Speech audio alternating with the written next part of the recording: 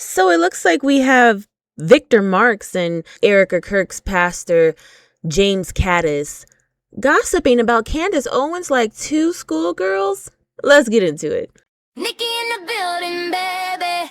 Nikki in the building, baby. In Cahoots podcast. Yeah.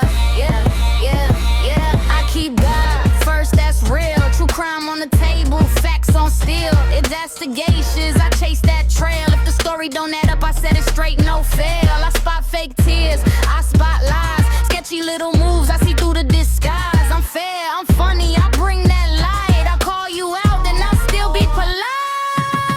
Welcome back to another episode of In Cahoots Podcast. My name is Nikki.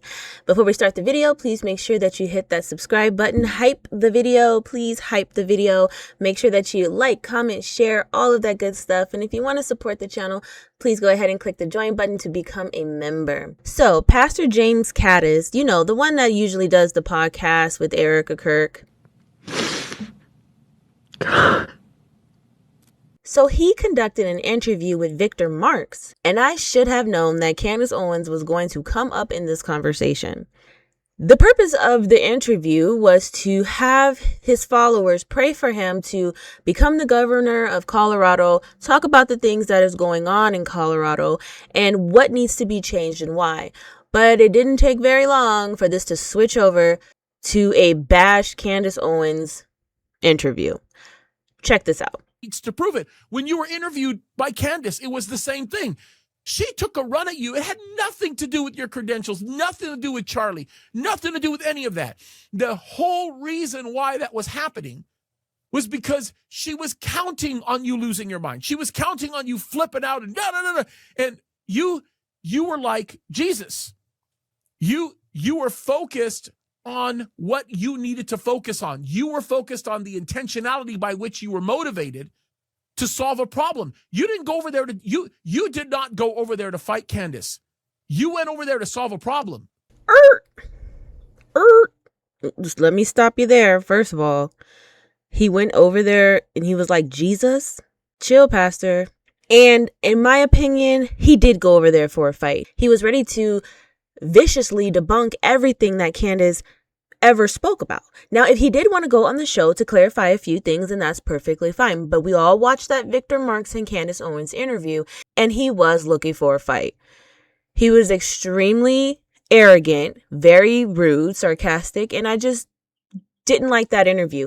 And Victor Marx, look at his face. Like, he's literally just has this kind of grin on his face that just makes me a little nervous. I don't think Candace was looking for him to lose his mind or anything.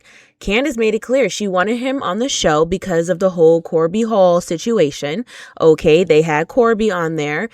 She invited Victor multiple times to talk about his side of things. Candace did not invite him there to, promote his governor run or whatever. That's not why she invited him. So for Candace to start off asking him about the cat head and all of this other stuff, that's exactly what she said she was going to talk to him about. And Corby. But Victor started bringing up all of these off-the-wall things, making it seem like it was his show and not the Candace Owens show, that in which it does say at the bottom right-hand corner of the screen. He thought he was going to take over, and Candace said, and he got upset. Back to it. Adversity in your life. And you have not only overcome, but you've taken what God has primarily called you to do your whole life. You've taken it and you've used it to bless and build other people. You've done it your whole life.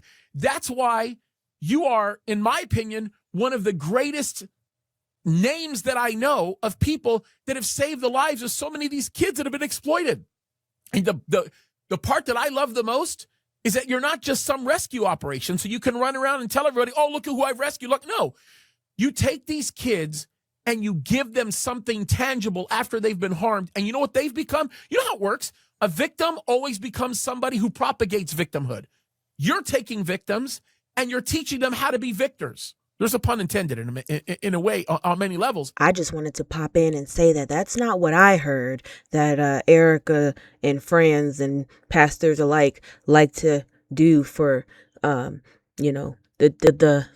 The little ones. It's not what I heard. But all of that is alleged, of course. But it's not what I heard. But continue.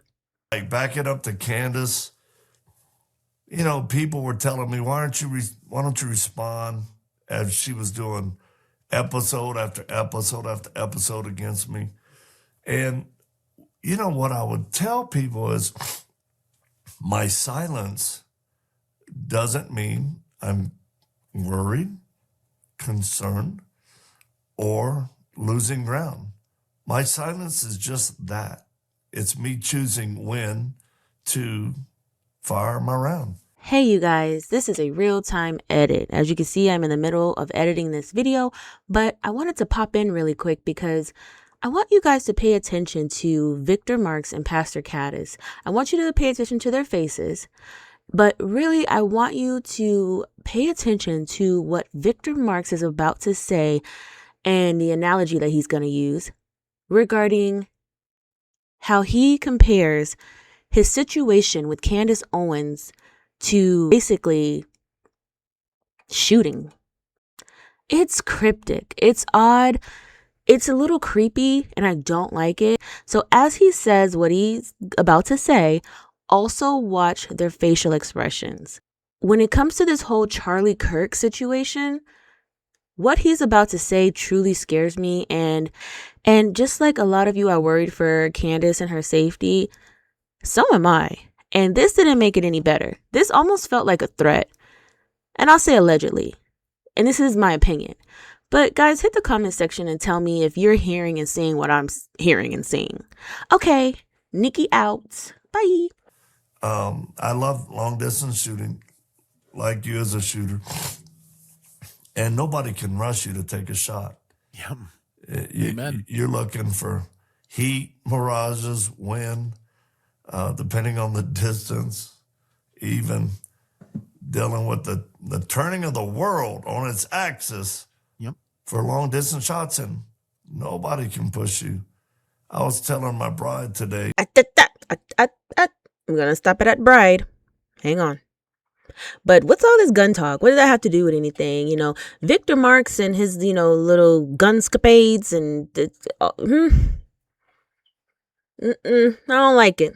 I don't like it. Candace, you need to watch that. Why did he turn it around like that? I didn't like that little analogy he was going for. It didn't work. Okay, I didn't like that. Whatever he was going for, I'm not liking it, Victor. Okay, Victor Marksman, don't like it.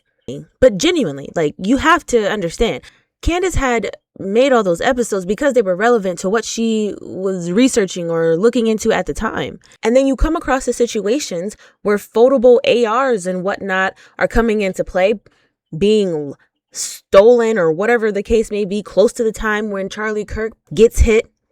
I mean, of course she looked into it. But then beyond looking into it, of course she's looking into the man. And then you get these retooling prayers and naming demons and things like that. I mean, that is kind of a head scratcher.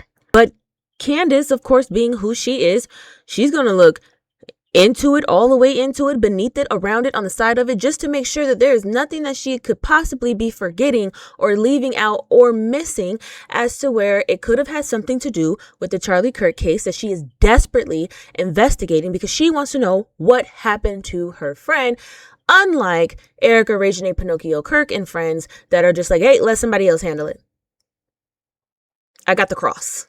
I got the cross necklace. Let somebody else handle the rest. I'm all done now. Vance 2028. I'm all done. But they said, hey, what are you going to do day one as governor?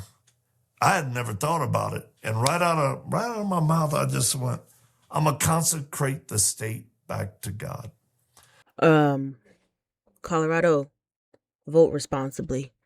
Why this man had never thought about what he would do as governor on day one, vote responsibly. Victor Marx is a very interesting man. I don't know what he reminds me of. Something out of a movie. That's all I know. I just picture him with a cigar and whiskey. And I just feel like if you're talking to him up close, that's exactly what you'd be smelling. You'd get the aroma of like a Cuban and some jack or something. Also in this interview, he makes this comment where he goes, well, I think I may have embarrassed her, talking about Candace Owens. And I honestly think for somebody who just said that they were not there looking for a fight, I honestly think that's exactly what he was doing. And that's exactly what he was trying to do, was embarrass her. Because when he said this. Well, let me ask you this before I go on. Have you ever been abused as a kid? Have I ever? Are you asking me if I've ever beheaded a cat? No. I'm asking you, have you ever suffered physical or sexual abuse as a kid?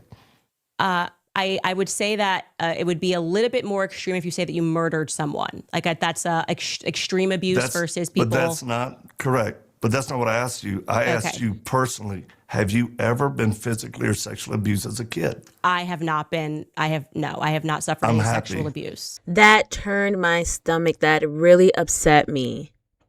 It was uncalled for.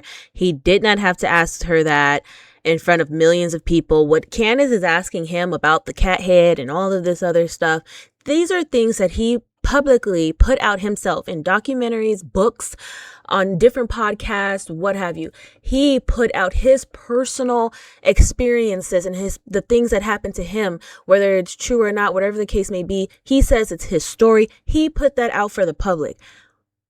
How dare he ask anybody, man or woman, on such a public platform, something that private? And she's avoiding the question, obviously. But what if she had? What if she had and she had not confronted that trauma yet? Or maybe what if she just didn't want that information out? I hate that he asked her that. And I hate that he kept on pushing for it and then tries to say all slick and sly, I'm happy. No, you were trying to embarrass Candace Owens, Victor Marx, and that was disgusting. That's about all I can take of that man. So I'm going to go ahead and wrap this up. This was just a quick little 1-2-1-2. Guys, please make sure that you hype the video, hype, subscribe, like, comment, share, turn on your notifications. Also, if you want to support the channel, please click the join button right below this video to become a member. You can always hit the thanks button to support the channel, and my Cash App and Venmo are right there on the screen. All donations are welcome and appreciated. Guys, it's been real. My name is Nikki. This has been In Cahoots Podcast, and I will see you in the next video. Bye.